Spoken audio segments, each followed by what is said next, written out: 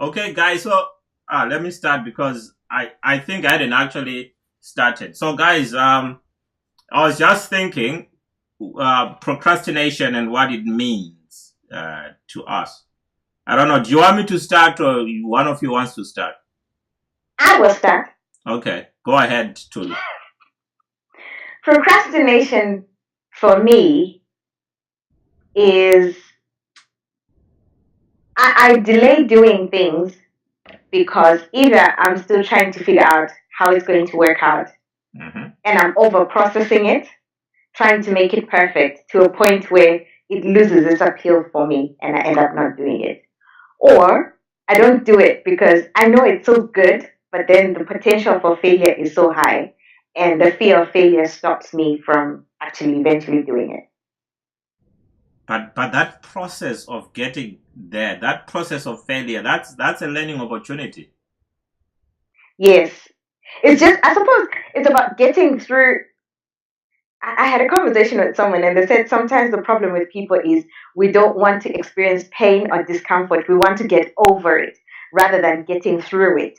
So, in terms of procrastination, that fear of failure, if I were to leverage on it and feel it and go through it and go through the process of failure, the emotions, and that should inspire me to probably do even better than what I thought. That fear could work in my advantage.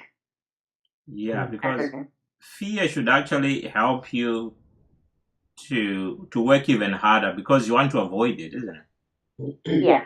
Yeah. I, But I, then the I, come problem is you want to get over it, not through it. Mm.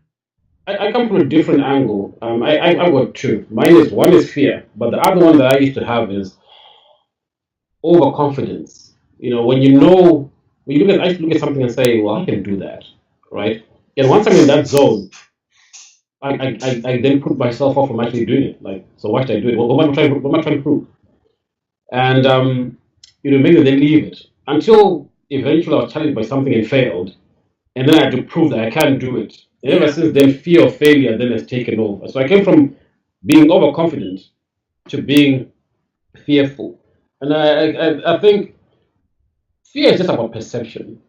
And if you ask yourself what are you scared of really?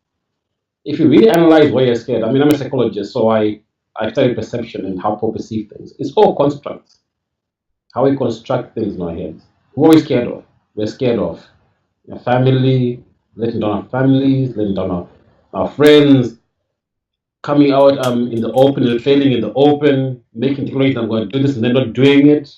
It's those constructs that stop us. But what I've learned to do, because I've studied now how people think, is to say to myself, all these people that I'm scared of failing in front of, they've got their own lives. And whatever they do in their lives doesn't affect what happens in my life. At the same time, they probably won't remember who I am.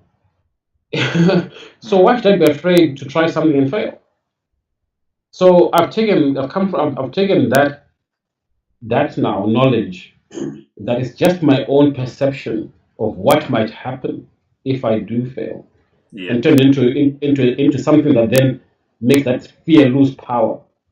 Yeah. Because I believe firmly that in life you can be anything you want to be, anything at all. It just depends on how whether they're willing to embrace it and say yes, I'm going to be that.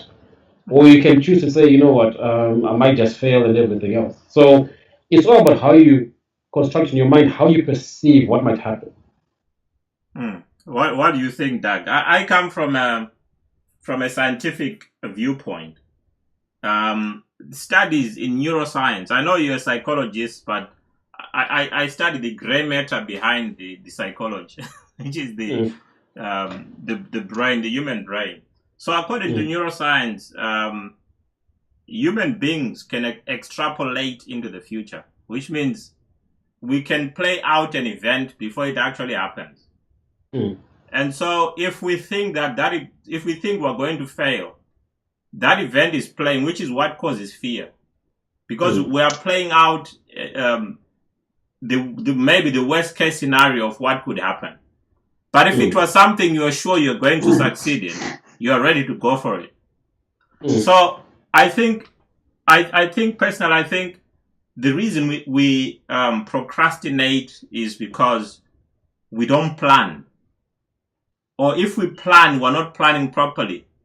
Okay, we're not setting smart goals. Because without a smart goal, you don't know what to do next. Okay, you know that by a certain date you should have done this, but you're not doing the steps, the daily steps. You're not doing them in order to accomplish that goal. Even that's not adequate, because if you look at most students at university, they know exactly what the exam date is, but they don't study until the final minute when they have to do it. Because they don't have a plan in place to say, for the next 5 days I'm going to maybe today I'll read chapter 1, tomorrow I'll do chapter 2, or I'll do a certain topic. They don't have that in place. They want to do everything last minute. But if they'd planned it, if they had a clear, smart goal, and they've been doing this thing, on a daily basis, then there's no need. Then there's no procrastination. But procrastination means you don't have a plan, so you don't know what to do now, and your brain is extrapolating who studied overnight. Yeah. Sorry, I was one of those students who studied overnight the day before the exam. Yeah. And to me, it was the thrill of the chase. It wasn't even about planning or whatever. It's the adrenaline. But in business, if you don't have a plan, you will procrastinate. Right. The plan was to do it the night before. I think I procrastinate. I know the reason why I procrastinate. I procrastinate because for me, it's almost like what Tuli said, that it's a thrill of the chase. Yeah. I procrastinate because I'm more creative. I'm more imaginative under pressure, in a pressure cooker. If you ask me to do anything, if you give me 10 days and tell me to plan, that bores me. I like to work under pressure. I think so quick, and I get solutions under pressure. So it's not even the fear. I enjoy it. It's almost like a challenge to me. If like, for instance, everyone else has done their work 2 weeks before, I'll do mine 3 hours before. I'll not sleep the night before when I'm 2 weeks. Yes. Because I enjoy that. So it means that procrastination can actually be beneficial to some people, but not to everyone. Yeah. I read, because like you, Derek, I like to study the brain, how the brain works. And actually read somewhere that the brain loves to do things under pressure, because you can get more solutions or better solutions under pressure when you know you've got no option.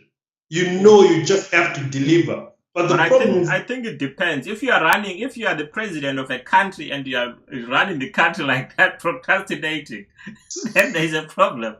But if you are an individual and it's a small task, yes. So I think procrastination is good for some situations, but not. I think we have to differentiate. We have to differentiate between procrastination and somebody's preferred way of working. Mm-hmm. Yes. So just leaving something to the last minute is not necessarily procrastinating. It is for Doug, for example, it is his preferred way of working. And that's the way how you get the best out of him. So if I were a president, I'd love for him to work like that, because I know that I'll get the best out of him that way. But procrastination to me has a more negative connotation than that. If you're going to plant, if you are going to plant your seeds on the last day, I'll tell you what.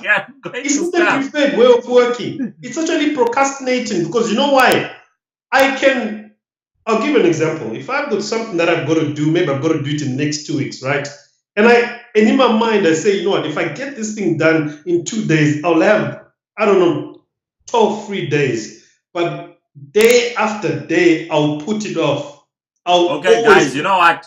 Thank you. I want to keep it under 10 minutes, so I'm going to stop it now. Okay?